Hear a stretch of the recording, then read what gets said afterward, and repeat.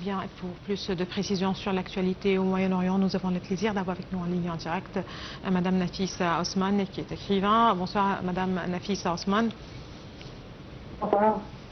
On sera ravis de vous avoir parmi nous en ligne en direct pour parler de l'actualité dans la région. J'aimerais bien commencer avec le Liban. Malgré justement la trêve, malgré un cessez-le-feu mis en place, c'est Israël qui mène régulièrement des frappes contre le sud du Liban. Aujourd'hui, on parle d'une série d'attaques qui a été menée hier, et ce malgré la prolongation d'un mois et demi de la trêve. Encore une fois, quel regard vous portez sur ce dossier israélo-libanais? C'est l'inquiétude. On s'inquiète tous pour cette situation, que tous les efforts qui étaient fournis pour que ça s'arrête, oui, ça n'a pas abouti. Je trouve que les efforts diplomatiques, c'est très léger, très modeste pour cette situation qui est une fois... pas seulement le Moyen-Orient, c'est le monde entier.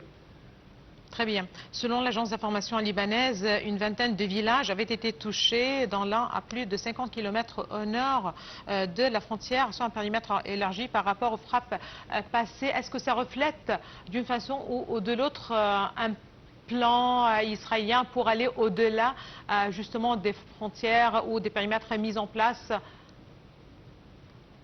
Bien sûr, ça reflète, et tant qu'il n'y a pas vraiment une procédure, une vraie discussion diplomatique concrète pour cesser le feu et cesser ces attaques, ça sera toujours sur l'augmentation. On va jamais arriver à un point où on se repose tous sur des étapes concrètes qui sont déjà été mises en place. Il n'y a rien qui a été mis en place, en fait, en vérité. Très bien. On passe au dossier iranien. Le détroit d'Ormuz, la fermeture du détroit d'Ormuz et justement la concertation mise en place justement par l'Europe, par les différents pays du monde, justement pour une réouverture. Certainement, il faut rappeler que certains navires passent justement et en l'aval de passer. Il y avait le passage de navires en provenance de pays d'Asie de l'Est, notamment de Chine, du Japon et du Pakistan. Il y a également, si vous le voulez bien, ce dialogue entre l'Europe et l'Iran sur l'ouverture du détroit d'Ormuz. On est où par rapport à ce dossier aujourd'hui? En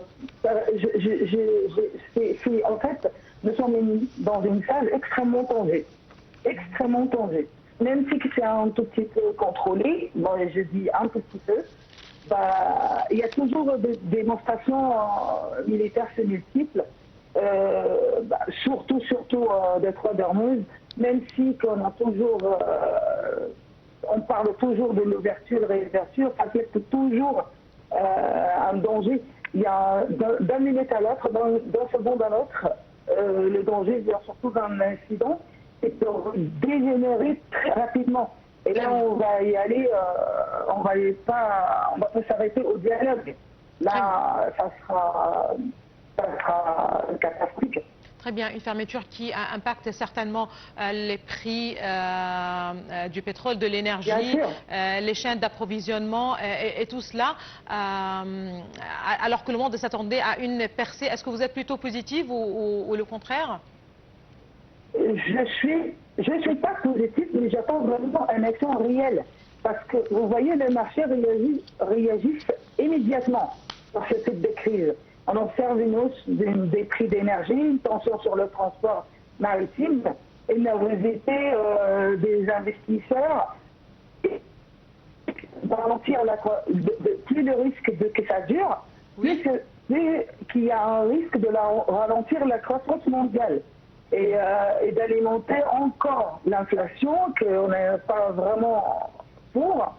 Et je trouve que c'est long, c'est long. Je trouve que il y a un dialogue diplomatique, mais ça reste toujours modeste.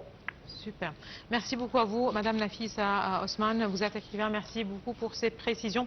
On reste avec le détroit d'Ormuz qui est considéré, je vous le rappelle, comme l'un des passages maritimes les plus stratégiques du monde, situé entre le Golfe Persique et la mer d'Oman. Il constitue une voie essentielle pour le transport du pétrole et du gaz naturel vers les marchés internationaux. Environ un tiers du commerce mondial de pétrole transite effectivement chaque jour par ce détroit. La fermeture de cette route maritime a provoqué des conséquences économiques et politiques majeures à l'échelle régionale et internationale. La fermeture du détroit d'Ormuz, point de passage de près de 20% du pétrole mondial, a provoqué en 2026 une crise énergétique et économique majeure. Elle a entraîné une flambée des prix du pétrole, une inflation mondiale, des pénuries d'engrais, menaçant la sécurité alimentaire et une paralysie des chaînes d'approvisionnement. L'arrêt du trafic suite aux tensions en Iran bloque plus de 20 millions de barils par jour. Les cours du brut s'envolent. Les experts prévoient une inflation accrue et une baisse de la croissance mondiale en quelques semaines. La Chine, très dépendante, est fortement impactée. La pénurie d'engrais et de carburant due à l'arrêt du transport paralyse les chaînes d'approvisionnement agricole mondiales. La FAO alerte sur une inflation alimentaire comparable à celle de la Covid-19. Le trafic a chuté de 80% début mars, avec plus de 150 navires bloqués à l'extérieur du Golfe. Les coûts d'assurance explosent et des navires sont attaqués. Les secteurs dépendants de l'énergie, comme la sidérurgie en Europe, subissent un double choc de prix et de pénurie. Les pays importateurs nets voient leurs recettes publiques diminuer et leur pouvoir d'achat menacé. Cette situation décrite comme la plus grande perturbation de l'histoire des marchés pétroliers entraîne des menaces de fermeture totale par l'Iran et des escortes militaires américaines. La fermeture du détroit d'Ormuz a encouragé plusieurs pays à chercher des alternatives énergétiques et à diversifier leurs routes commerciales afin de réduire leur dépendance au détroit d'Ormuz.